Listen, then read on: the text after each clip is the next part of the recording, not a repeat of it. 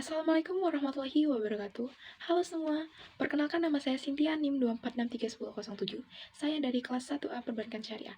Di sini saya akan menjelaskan tentang teori konsumsi serta teori distribusi dalam Islam. Sebelum itu, kita harus tahu dulu nih, apa sih itu konsumsi? Konsumsi adalah suatu kegiatan menggunakan barang atau jasa untuk memenuhi kebutuhan atau kepuasan hidup manusia.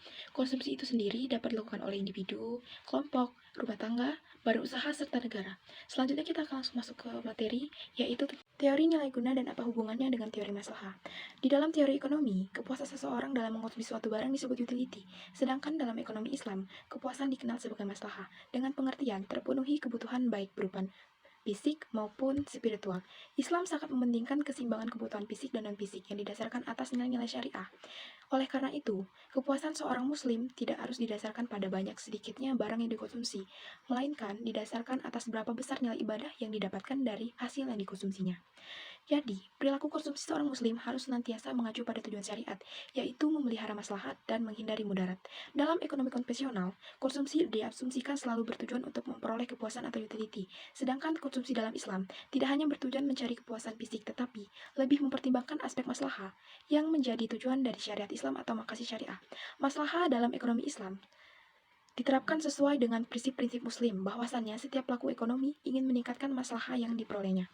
Menurut teori nilai guna, untuk mewujudkan prinsip pemaksimuman kepuasan, konsumen yang mempunyai pendapatan yang terbatas dilakukan dengan pendekatan melalui kurva kepuasan sama dan garis anggaran pengeluaran atau budget line. Selanjutnya yaitu kebutuhan need dan keinginan want.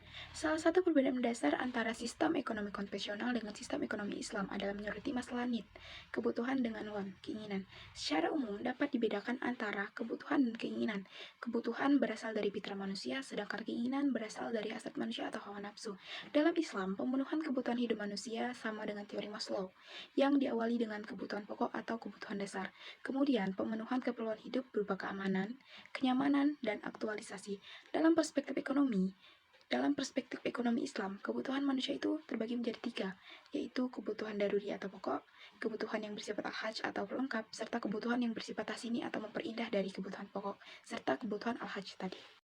Dalam ekonomi konvensional tidak dibedakan antara need dan want, tetapi konsep ini sangat mengedepankan tentang keinginan. Keinginan dijadikan sebagai sebuah titik kepuasan, sehingga konsep ini membawa manusia terjebak dalam perilaku konsumtif serta hedonisme. Islam tidak melarang manusia untuk memenuhi kebutuhan ataupun keinginannya, tetapi selama hal itu mendatangkan masalah dan tidak mendatangkan kemudaratan. Selanjutnya yaitu norma dan etika dalam konsumsi. Seimbang dalam konsumsi.